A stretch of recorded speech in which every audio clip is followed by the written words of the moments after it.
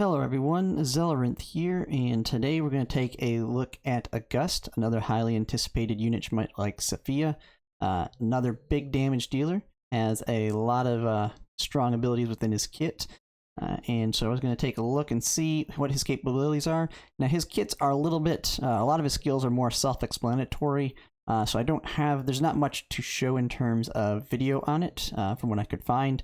But the couple that there are, we'll go ahead and stop and take a look how it works. A lot of his kit has to deal with just this his trait and being able to act again. So with his first star trait, he ignores block, so block has no impact on him. And then after he attacks or goes into standby, he'll gain one layer of something called rage. And then when he stacks up the 6 layers of rage, he will lose rage. And he will gain another action. So he basically, as he gains stacks of this rage, once he gets up to 6, he'll lose all the stacks, and then he gets to act again, and he'll get this buff called Rage Explosion. And so what rage is basically it's a 3% buff per stack. So once you get to 5 stacks, he'll have 15% damage or attack increase. And then when he hits 6, he will get Rage Explosion. So on 1 star, he gets Rage Explosion 1. And this is a buff that adds 40% of magic attack value to physical attack, so it's basically a 40% buff to his damage and that impact.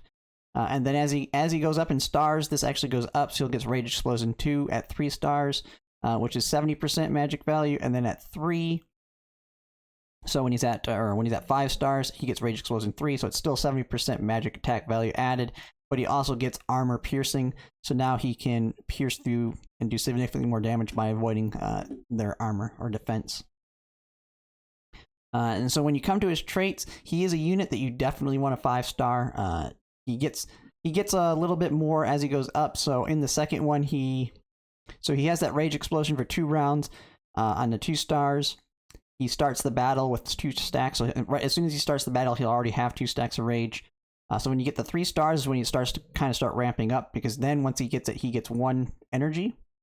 And then if you can get him all the way to 5 stars, he'll get 2 energy when he gets it. And then as well as starting with 4 layers of rage. So at 5 stars, in the beginning of the battle, the big thing is you can immediately pretty much activate the 6 layers of rage and go right into Rage Explosion when you start looking at his skills. So he's definitely a unit that wants his 5-star. So if you get him, you would definitely want to just keep grinding him up until you get him all the way to his 5 stars to maximize his damage output. And so with Auguste kit, when I'm looking at it, a lot of the skills that you're going to want to use are actually his more beginner skills. The skills he gets later have some value, but a lot of it is in his first 5 levels here. So we'll start with the first initial skill, and this is a really good skill, and there's actually a good video on how it works. So this one's an instant, so he can do this without using his turn. So this will actually give him rage, and then he can use another attack, and that's why I say you can get 6 layers right off the bat, because you can use this one and then immediately move into another ability.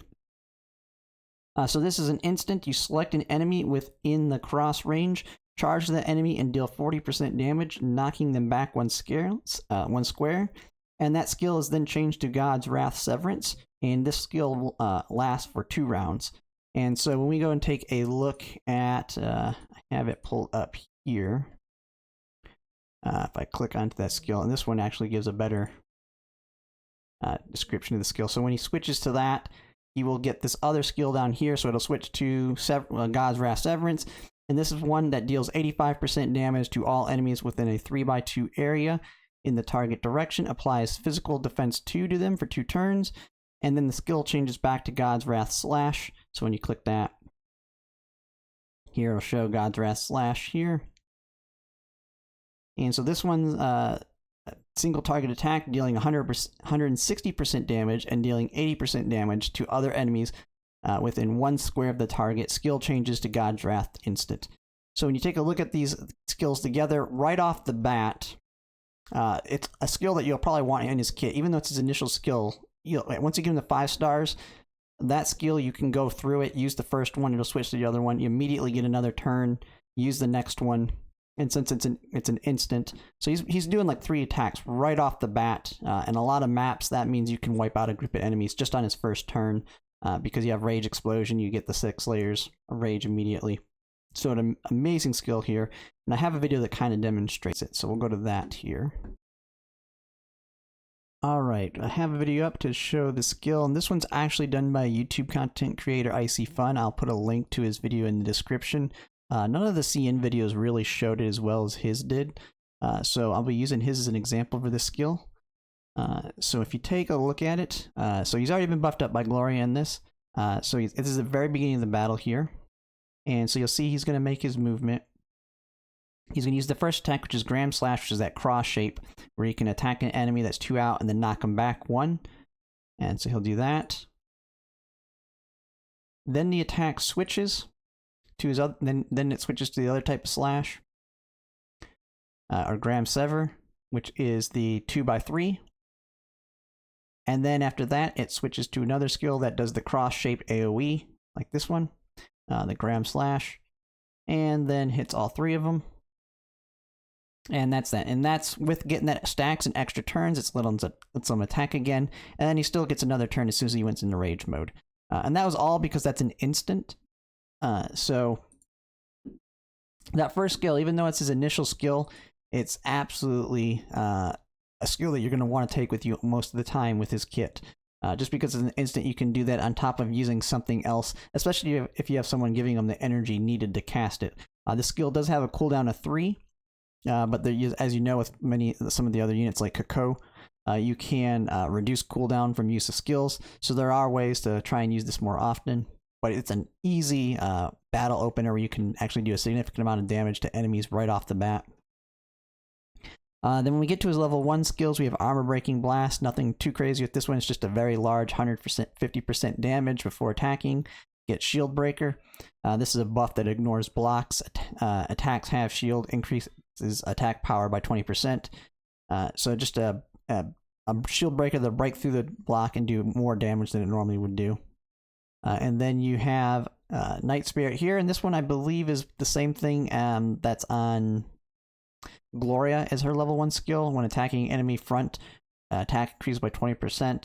When being attacked frontally, defense increases by 40%. So this is just a standard pattern in a level 1.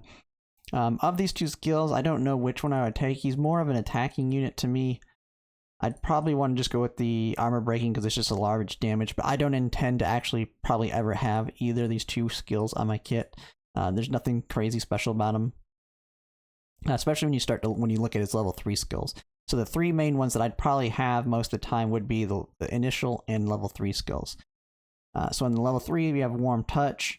Warm Touch is a passive. When attacking actively, additional targets are caused piercing damage, and this one's actually kind of reading a little weird. Let me look at it from over on this one. So these different Chinese sites have different ways they read them. It's kind of hard to tell what it's actively saying what it's doing. So that's this one here, the Warm Touch. So when attacking actively, cause additional penetrating damage, and so this is a passive. And so you do a penetrating damage when you're attacking to the target. The damage equal to 15% of the target's current health. So as you know, with penetrating damage, it just ignores defenses. So he's doing 15% damage of current health on top of the damage he's doing with his current attack, because this is just a passive. And you restore 10% of your health. This effect can be activated once per round at most. It can be triggered simultaneously when hitting multiple characters. So you pair this one with his initial God's Wrath skill.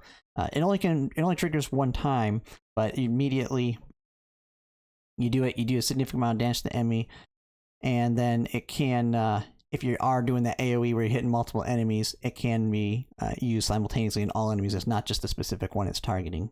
So that's another one you'll want to have on your kit a lot of times.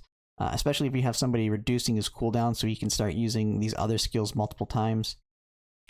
So then as other level 3 skill, so this one's one where you're going to want to use a Castelia, because both his level 3s, which seems to be typical with most units, is their level 3s like their best skills in their kit.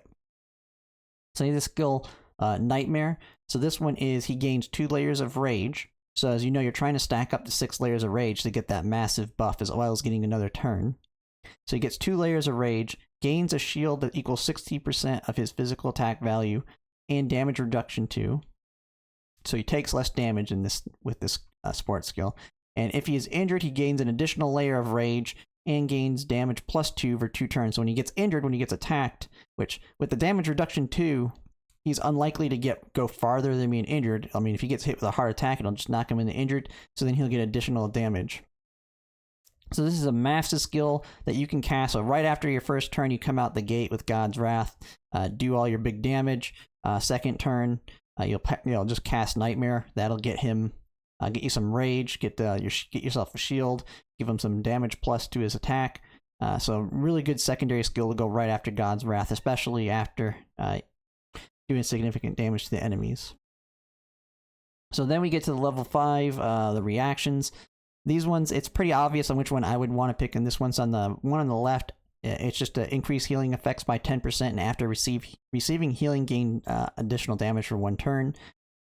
This one you could kind of think you could use it with Worm Touch, so as he does his first attack, he gets that heal, then he can get a damage plus 2 on the turn. But this one to me is nothing compared to the second one over here on the right, which is Look Down on Others. So this reduces damage taken by 15%, so he already has this ability to give him shields, so now you're already reducing his damage taken by 15%. But then when attacked, gains an additional layer of rage. So when an enemy attacks him, he gets another stack of rage, and this can be used up to 2 times per round. So if you kind of look at how his skills are going, on his turn, he can do 1 stack of rage just from his attack. And then if he gets attacked by 2 enemies with this one, he can stack up to 3.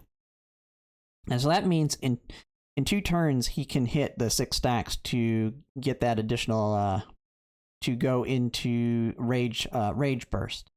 And so if he can do that, Rage Burst lasts for 2 rounds, and if he can cycle it 2 rounds, so if he can go into it every 2 rounds, you basically will have that Rage Burst 3 up indefinitely. So you will constantly be in that state doing that increased damage. So to me, this is a must get, because you're going to have him on the front line. He's going to be taking hits. He can almost basically act as your tank. And then he's just going to constantly be in that state, constantly doing significant amount of damage. And then when he triggers that every 2 turns, he gets an extra turn. So he can attack twice in a turn, essentially, every 2 turns. So just like with Inanna, how she can give a player another turn, or a unit another turn, he can give himself another turn. So that one's a must-have. In my opinion, that would be the reaction skill you take. So then when we get up to the level 7, it's these skills up here are kind of situational. It'll depend on how you're utilizing them. So now you have an aura on him. This isn't actually faction specific aura. It's just an aura that increases the attack of other friendly forces within 2 squares of him. So I don't really see me wanting to use this too often. He's going to be, if I'm using him, he's going to be my main damage dealer. Maybe if you have somebody else alongside him that you're using, I could see some situations where you maybe want to give an additional buff of some attack, but I don't see me using this too often just because it's just a small aura that gives a little buff, and a lot of these other skills are just too broken. His level 7 is Tornado. It does it's a physical damage that deals 90% area damage to all enemies within 1 circle of him, so it basically does a attack around him. And then it applies no healing to them for 2 rounds, so they can't heal up. I can see this one maybe being like a PvP type skill to prevent if you're playing a team that's heavy on healing. You can prevent them from healing, but to me, it's just not enough damage. I mean, the first initial skill is significantly better, and so I wouldn't see myself using either of those.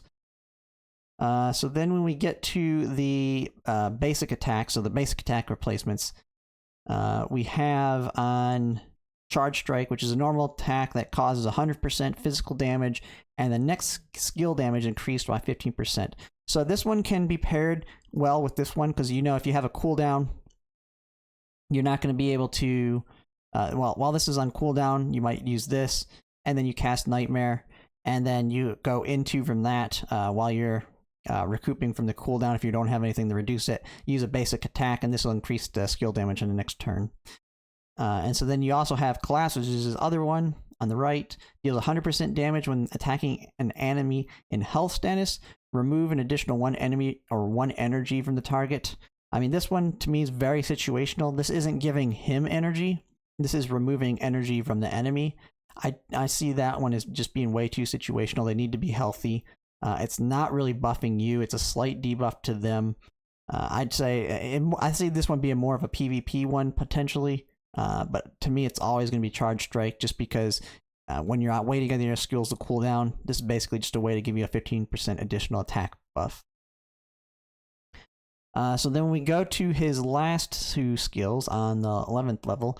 The one on the right is basically his ultimate, God's Wrath, Destruction of Heaven and Earth, and this is just a massive AoE. So this does physical damage. It deals 90% damage to all enemies within a 3x4 area in the target direction. So like other skills, you pick the direction you want to go.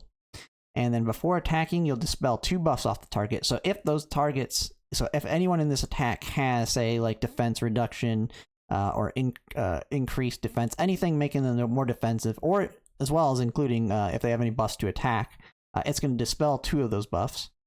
And when he's in Rage Burst state, there's a 50% chance to apply stun, and you're going to be in that Rage Burst state a lot of the time. And I actually would not use the skill unless you're in it. But if he's in it, he has a 50% chance to apply stun to the target. So you can use this to do massive damage, but as well as just knock a bunch of the enemies out for a turn because it applies stun to them.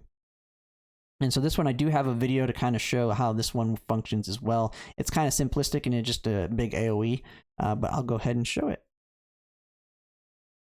Alright, I have the video up and ready, and it's from the same person, Icy Fun here. I mean, it's a great video kind of displaying like 2 of his more powerful skills.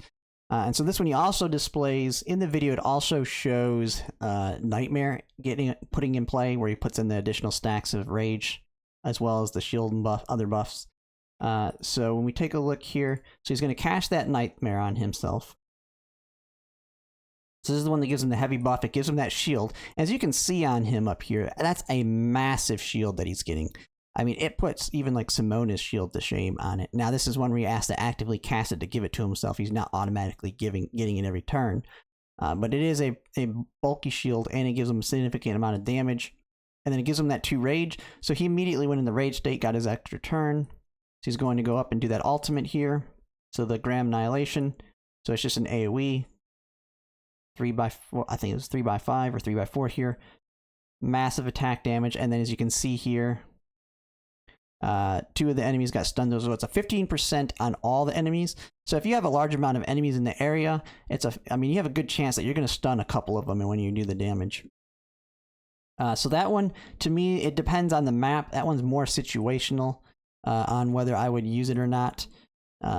Because I think my typical build, like a typical build that I would use, would most likely be the initial skill, the God's Wrath moment, and then Nightmare, and then Warm Touch to give me the additional penetrating damage. But I mean, if it's a map where they're more tight together, you might drop Warm Touch and take on God's Wrath Destruction. And then when you look at a other level 11 skill, Overlord Roar Break, it's a single target attack that deals 170% damage, so a large amount of damage. And before attacking, dispels 3 buffs on the target and apply Isolate for 2 turns. If we look at the skill itself on Isolate, Isolation is a debuff that makes the wearer immune to aura effects from friendly forces. So this one is probably going to be more of a PvP specific skill in that. So a lot of teams will be built around auras, so you can use this to do not only a big amount of damage to them, but you can also make it so they no longer get the impacts from auras around them. I would definitely be picking the God's Wrath Destruction. This one, if you want it, would be more of a Castella type thing. But that kind of is a brief summary of his kit. His kit is a little bit more simplistic than, say, Saffiyah or Acambe on the DPS side, but where it comes with simplicity, it's extremely powerful, a lot of hard-hitting attacks, and he can attack multiple times in one turn. His trait is what really builds the whole thing, with being able to go again, building the rage stacks. So he has a lot of ways that he's buffing his damage, and then he does have a lot of attacks that actually have high percentages on top of that as well. And then he also has a shield that basically makes him be able to take a significant amount of damage. So he puts the shield on himself, but also gets damage reduction too with Nightmare. So when you can throw him out there where there's a bunch of enemies, just do massive damage to him. And if it's when you're doing tower adversity, even though he's super strong, he might not be one-shotting all these enemies. He'll do a nice chunk of damage to all of them. He's not going to be killing all of them in one shot in the hardest content. And so with that shield and damage reduction, that is actually going to be huge, and just keeping him alive for the next round. And that's why the reaction, I would say, where it gives him the rage stacks here is really important, because he's almost certainly going to get attacked. it'll build up his rage. He has damage reduction built into it, and then just goes right into the next turn in that enhanced rage state and finishes off whatever he's left alive from his first attack. And that pretty much sums up Auguste's kit. Amazing unit, has a significant amount of damage, can attack multiple times. His only one real true flaw would be the fact that he is a breaker, so he has a lower amount of movement, so he can't get around the map as quickly as another, like a seeker type unit like Saffiyah. But there is a support that we will have coming up soon, and I do plan to make them the next unit that I'm going to go over their kit in depth, and they're another unit that I do plan to pull for, and that is Homa. Because one of her skills built into her kit revolves around attaching a buff to another unit, and that buff increases the movement by 2 of the unit. It gives that unit the ability of jump. So like with Cole, if anyone that has Cole, they have jump, so they can actually move up higher elevation items, so they won't get stuck by walls and that, as well as gives them an increased attack. I believe that Homa will be if you're going for Auguste, you're going to definitely want to also go over Homa. And I fully expect those banners to both be kind of back to back or next to each other in some aspect. So one thing that I would say is if Auguste is your go-to and he's the guy you want, I would actually skip Saffiyah. When it comes to polling, my thoughts on, especially if you're free to play, when it comes to Auguste or Saffiyah, if one of those two are your main ones that you want, I would actually skip the other one. I would not try and get both of them. They're both really good, but they get even better if they have the specific supports around them to improve their capabilities. Like you have Saffiyah, who can take advantage of Acambe and his aura, as well as the buff to her summons. Well, Auguste will have Homa, which can increase his movement speed, give him jump, and a bunch of other capabilities to move around the map a lot easier. Now, I do intend to update to make a new video on my priority lists on polls based on the new predictions of the banners that are coming out. Now that we know Coco is the next one. So I'll kind of give my thoughts on that based on where people are with their luck sight and their savings. And so the last thing on Auguste would be his equipment. So when looking at his equipment, it's pretty straightforward on what he's going to want. So Feast Axe would probably be the axe that I would choose for him. So this is the one if the target's HP percentage is lower than his own. Takes increased attack percentage by 10% and recovers 20% when healing. If you have it all with the 5 stars, you get that 20% and 35. Big thing is, since he has that massive shield, it's going to be easier to keep his HP percentage higher than the enemies. It's an overall amazing weapon for him. And then when it comes to the trinket, I would say it'd probably just be the armband here, Flying Blade armband, because it's just an instant that deals piercing damage. So just more damage built into his kit with this trinket. I mean, that's what he's built to do, is just do damage. And that is Auguste, an overall great unit. Not a must pull, but overall a great unit that does extended amount of damage and would be great on anybody's account. Thanks for watching.